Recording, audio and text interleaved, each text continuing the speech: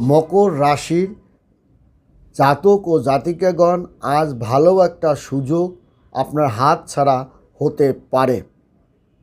মকর রাশির জাতক ও জাতিকাগণ মনের মধ্যে একটু কষ্ট তার বৃদ্ধি পেতে পারে এই ফেব্রুয়ারি মাসের শেষ সপ্তাহে। তার পাওনা অর্থটা তার এখনও হাতে না আসার কারণে তার মনে একটু কষ্ট পেতে পারে। একটা জমি ক্রয় বিক্রয় নিয়ে আপনি একটু জটিলতার মধ্যে পড়তে পারেন মকর রাশির জাতক ও জাতিকাগণ ফেব্রুয়ারি মাসের শেষ সপ্তাহে। শুধু তাই নয়, প্রতিযোগিতামূলক কাজে আপনার যে গুরুত্বটা আপনি বুঝতে পেরেছেন, প্রতিযোগিতার কারণে আপনি একটা ভালো ফলও আপনি পেয়েছেন। শুধু তাই নয়, ভালো একটা অর্থ আপনি হাতে পেয়েছেন।